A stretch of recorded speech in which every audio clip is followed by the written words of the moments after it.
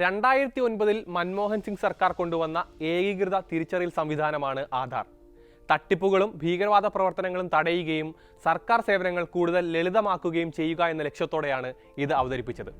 എന്നാൽ വ്യക്തികളുടെ സ്വകാര്യതാ ലംഘനവും വിവരങ്ങൾ ചോർത്തലുമാണെന്ന് ആരോപിച്ച് തുടക്കം തൊട്ടേ സാമൂഹിക പ്രവർത്തകർ ആധാറിനെതിരെ രംഗത്തെത്തിയിരുന്നു. തിരിച്ചറിയൽ രേഖയുടെ നിയമപ്രശ്നങ്ങൾ ചൂണ്ടിക്കാട്ടി ഇപ്പോഴും നിരവധി ഹർജികൾ സുപ്രീം കോടതിക്ക് മുന്നിലുണ്ട്. എന്നാൽ ഇതാദ്യമായി ആധാറിൽ കോടികളുടെ സാമ്പത്തിക നഷ്ടമുണ്ടായെന്ന ആരോപണവുമായി രംഗത്തെത്തിയിരിക്കുകയാണ് രാജ്യത്തെ പ്രമുഖ ടെക് വിദഗ്ധരിലൊരാൾ. സൗജന്യ ഇമെയിൽ സർവീസായ ഹോട്ട്മെയിലിന്റെ സ്ഥാപകൻ സബീർ ഭാട്ടിയയാണ് ആരോപണമുയർത്തിയിരിക്കുന്നത്. വോയിസ്, വീഡിയോ പ്രിന്റുകൾ ഉൾപ്പെടെയുള്ള കൂടുതൽ ലളിതവും ചെലവ് കുറഞ്ഞതുമായ നൂതനമായ സംവിധാനങ്ങൾ ഉണ്ടായിരിക്കെയാണ് കേന്ദ്രം ഫിസിക്കൽ കാർഡ് കൊണ്ടുവന്നത്. ഇതിലൂടെ ശതകോടികളുടെ നഷ്ടമാണ് പൊതുഖജനാവിനുണ്ടായതെന്നും പ്രഭാർ കെ പ്രവചൻ എന്ന യൂട്യൂബ് ചാനലിൽ നൽകിയ അഭിമുഖത്തിൽ ഭാട്ടിയ ആരോപിക്കുന്നു. $130 ബില്യൺ ആധാറിന് വേണ്ടി പാഴാക്കിയതെന്ന് സബീർ ഭാട്ടിയ പറയുന്നു. ആധാറിനായി എടുത്ത എല്ലാവരുടെയും ബയോമെട്രിക്സ് ഇപ്പോൾ എവിടെയാണ് ഉപയോഗിക്കുന്നതെന്നും അദ്ദേഹം ചോദിക്കുന്നുണ്ട്. വീഡിയോ വോയിസ് പ്രിന്റിംഗ് ടെക്നോളജിയാണ് പൗരന്മാരുടെ തിരിച്ചറിയലിനുള്ള ഏറ്റവും മികച്ച മാർഗം. എല്ലാ സ്മാർട്ട് ഫോൺ ഉപയോക്താക്കൾക്കും ഈ സംവിധാനം ഉണ്ടാകും. $20 മില്യൺ കൊണ്ട് നടപ്പാക്കാവുന്ന ഒരു സംവിധാനമായിരുന്നു ഇത്. ഇതിന് $1 ബില്യൺ ആവശ്യമൊന്നും ഉണ്ടായിരുന്നില്ലെന്നും അദ്ദേഹം ചൂണ്ടിക്കാട്ടുന്നു. ആധാർ ഉണ്ടാക്കിയവർ സാങ്കേതിക വിദഗ്ധരല്ലെന്നും അവർക്ക് ടെക്നോളജി എന്താണെന്ന് അറിയില്ലെന്നും ഭാട്ടിയ പറയുന്നു. ജീവിതത്തിൽ കോഡിംഗ് തന്നെ ചെയ്തിട്ടുണ്ടാകില്ലെന്നും അതുകൊണ്ടാണ് ഇങ്ങനെയൊരു പ്രശ്നം ഇപ്പോഴും നിലനിൽക്കുന്നതെന്നും അദ്ദേഹം വാദിക്കുന്നു. ഞാനിതെല്ലാം സ്വന്തം കൈകൊണ്ട് ചെയ്തയാളാണ്. എന്തിനാണ് ടെക്നോളജി ഉപയോഗിക്കേണ്ടതെന്ന് എനിക്കറിയാം.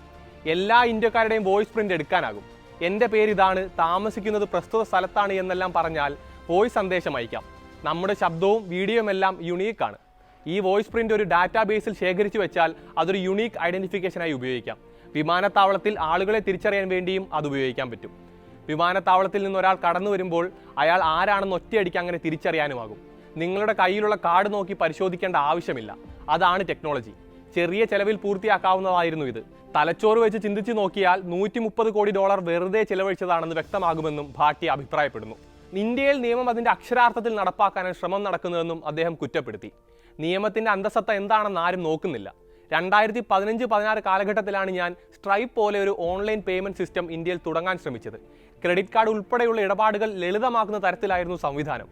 നിയമത്തോടുള്ള ഈ സമീപനത്തിന്റെ പ്രശ്നം അന്ന് തന്നെ ഞാൻ നേരിട്ട് അനുഭവിച്ചതാണെന്നും ഭാട്ടിയ തുറന്നു പറഞ്ഞു. 2016 national payments corporation of India വികസിപ്പിച്ച ഓൺലൈൻ പേയ്മെന്റ് സംവിധാനമായ UPI അന്താരാഷ്ട്ര ശ്രദ്ധ ആകർഷിക്കാൻ പോകുന്നതല്ലെന്നും ഭാട്ടിയ പറയുന്നുണ്ട്. അമേരിക്കൻ ഓൺലൈൻ പേയ്മെന്റ് സംവിധാനമായ വെൻമോയ്ക്കപ്പുറം വലിയ പ്രത്യേകതയൊന്നും UPIക്ക് ഇല്ലെന്നാണ് അദ്ദേഹം അഭിപ്രായപ്പെട്ടത്. ആഗോളതലത്തിൽ നിലവിലുള്ള പേയ്മെന്റ് പ്ലാറ്റ്ഫോമുകളുടെ അടിസ്ഥാന പ്രവർത്തന രീതി തന്നെയാണ് ഇതും അവലംബിച്ചതെന്നും സബീർ ഭാട്ടിയ അഭിമുഖത്തിൽ ചൂണ്ടിക്കാട്ടുന്നുണ്ട്. ലോകത്തെ തന്നെ ആദ്യത്തെ സൗജന്യ വെബ് ഇമെയിൽ സർവീസാണ് ഹോട്ട്മെയിൽ. 1996 അമേരിക്കൻ വ്യവസായി ജാക്ക് സ്മിത്തുമായി ചേർന്നാണ് സബീർ ഭാട്ടിയ ഇതിന് രൂപം നൽകുന്നത്. അതിവേഗത്തിൽ ജനപ്രിയമായി മാറിയ ഹോട്ട്മെയിലിൽ ഒരു സമയത്ത് 40 കോടി വരെ ഉപയോക്താക്കൾ ഉണ്ടായിരുന്നു. 1997 ഹോട്ട്മെയിലിനെ മൈക്രോസോഫ്റ്റ് ഏറ്റെടുക്കുകയും ചെയ്തു. $500 മില്യൺ നൽകിയാണ് ഇമെയിൽ സർവീസ് കമ്പനി സ്വന്തമാക്കിയത്.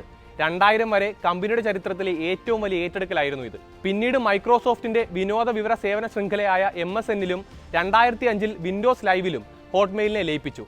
2011 ഹോട്ട്മെയിലിന്റെ അന്തിമ വേർഷൻ പുറത്തിറങ്ങുന്നത്. 2013 ഇതിന്റെയും സേവനം നിർത്തി പൂർണ്ണമായും ഔട്ട്ലുക്കിന്റെ പുതിയ രൂപം അവതരിപ്പിക്കുകയായിരുന്നു.